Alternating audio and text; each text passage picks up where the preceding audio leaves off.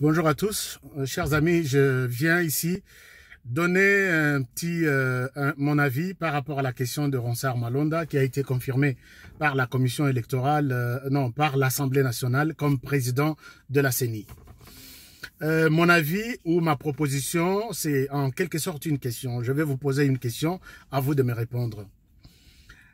Beaucoup de gens qui ont soutenu la proposition de la candidature de Malonda parle de l'expérience. Il est allé à la CENI, à Côte-na-CENI, depuis qu'il avait 29 ans. Il a 15 ans d'expérience.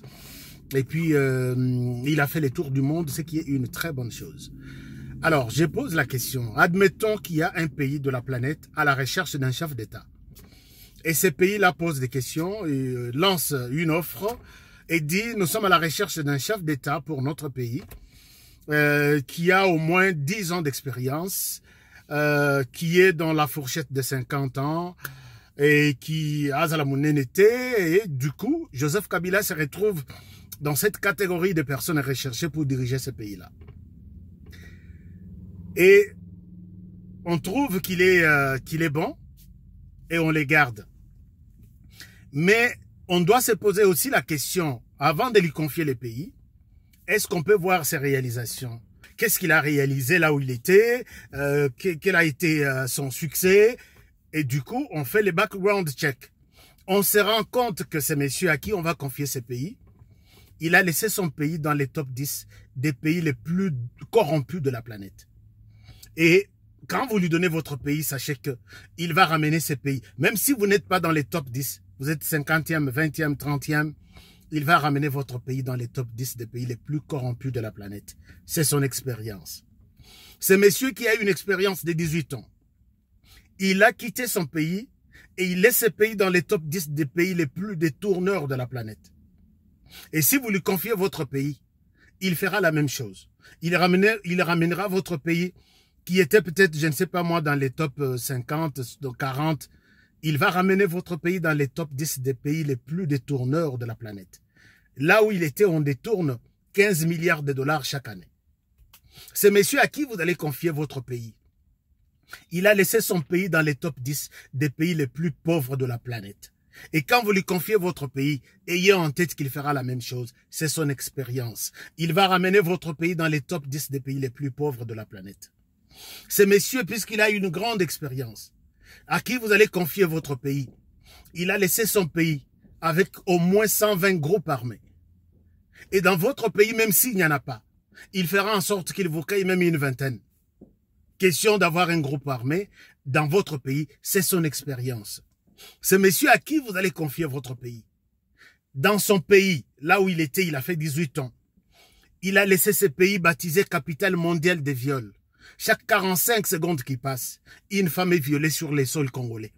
Et quand vous lui donnez votre pays, vous lui confiez ce pays pour gérer, même si les viols dans votre pays est un tabou, il fera en sorte qu'il vous crée quelque chose. Même si votre pays ne deviendra pas capitale comme la RDC, il sera peut-être dans les top 10 en matière de violence sexuelle ou de viol. C'est monsieur à qui vous allez confier votre pays puisqu'il a 18 ans d'expérience. Dans son pays là où il était, aucune université ne se retrouve dans les top 200 des meilleures universités d'Afrique. Aucun professeur ne se retrouve dans les top 2000 de meilleurs professeurs du monde. Et quand vous lui confiez votre pays, sachez qu'il fera la même chose. Et il ramènera, même s'il y a votre université, une ou deux, dans les top 200 de meilleures universités, il va peser de tout son poids pour enlever cette université dans le top 200 des meilleures universités d'Afrique.